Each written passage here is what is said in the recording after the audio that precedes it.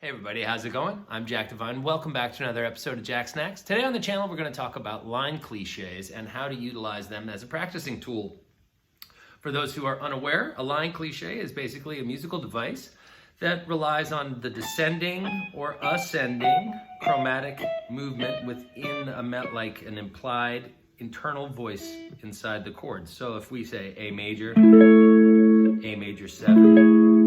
we're tracking this note falling. A major 7, now we have this A flat, now G, right? Then we play a D chord with the F sharp as its third, then F natural, making it a D minor, and then back to A, but we're using the E now, right? And then coming back, now that's the third of the 2 chord, right? And then E7, down to D, and then we come back to our A chord. So we went.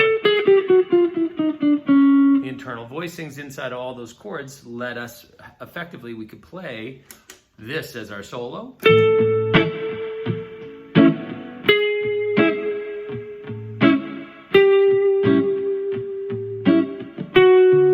going back chromatically, it's not going to hurt. Here's the B7, right? And then E7.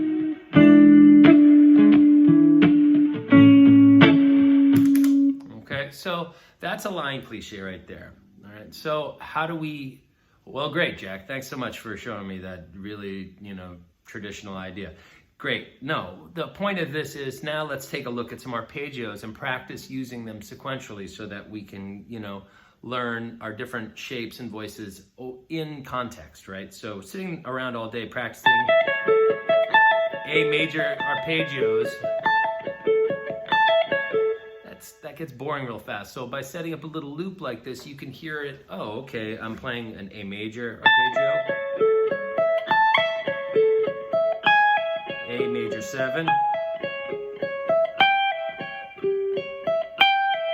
And you see how the note keeps tracking. So we're doing it in 2 octaves. Then we're going to get to the next shape, right? So here we go. A major.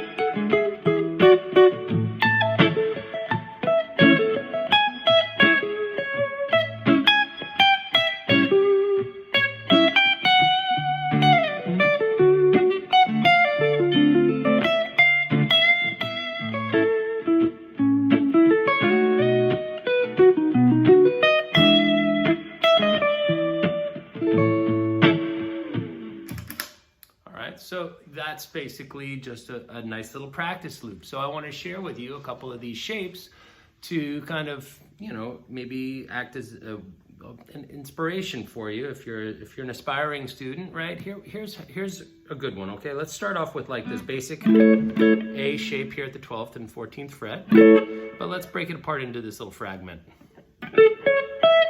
Okay, so it's 1, 3, 5 of the A chord. Let's add the octave up on top and start there. Now we're just going to bring it back 1 fret to imply the major 7.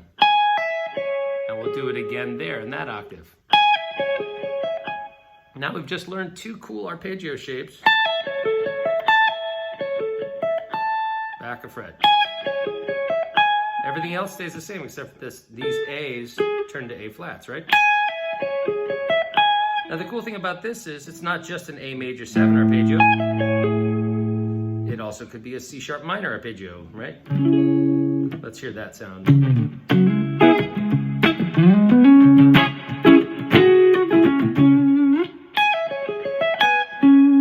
Sounds pretty good there. Or E6, right? It could be an E6 chord. If we do that, like kind of. Right? That sounds cool. Okay, so we've got lots of applications for this. So anyway, keep following our line cliche down into the A7. Okay, and we can basically expand our knowledge and see it in context. We can actually track, oh, okay, there's our major arpeggio, major 7. And like I said, you don't even have to change that note. You could play.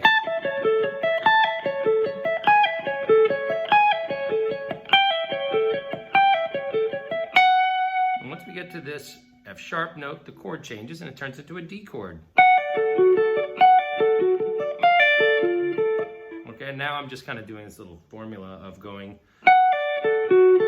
downstroke, pull off, up, up.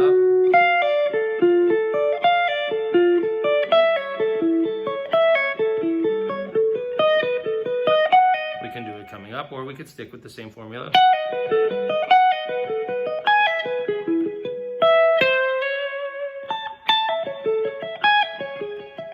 And just keep working this little area until you become more and more familiar with the, you know, the cliche, you know.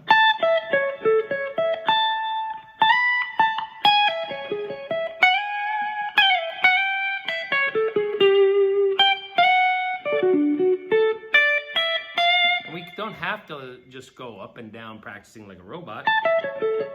We can actually take advantage of it and, you know, see if we can emote a little bit.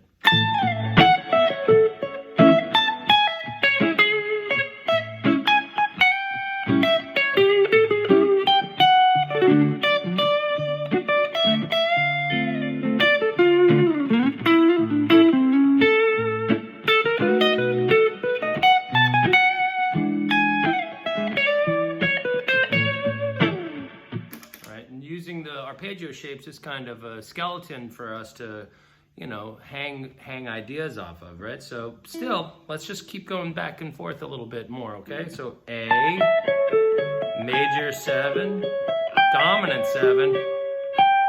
Here's our D arpeggio shape. D minor. A, another kind of A chord. Then a B shape, B7. So that's 1, 3, and 5 of our B chord. And there's our flat 7 there, so we get this sound. And then we can have E7. Or we can even go, sorry, that was just E major. I'm adding that sharp 5 to give us that kind of, that resolution of the half tone up from C into C sharp, the third of A. Right, so these are just some basic ideas that we keep expanding on and keep expanding on. Take them into the next octave, you know, work it like that. So we're doing A major.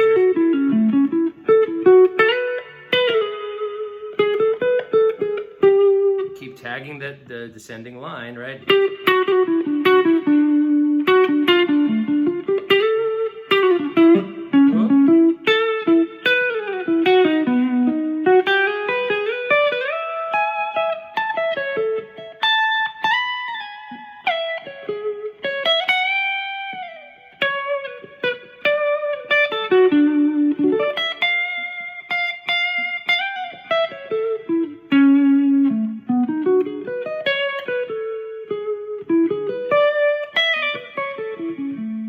And this is definitely a thing that I've done for myself over the years. I don't do it so much anymore, but it's definitely a great way, all right, of practicing new ideas and setting up little obstacle courses for yourself with a looper pedal is probably the single greatest way of learning how to play into changes, because you're in control of how fast the progression goes or how long it is, right? Or you could have set this up to just handle 2 or 3 changes, just going from A major to A major 7 to A dominant to D. And then you could have just gone back up 5-1, right? I'm going to include a link to my little progression here, and you'll be able to practice some of these ideas, hopefully in the context in which they were given. And if you appreciate this kind of free content, hey, do me a favor and subscribe to the channel, or, you know, leave a comment below saying what you'd like to see more of or less of here on the channel. It's always good to see you, and thanks again for stopping by. This is Jack Divine saying adios from Brooklyn, and I'll see you soon. All right, take care.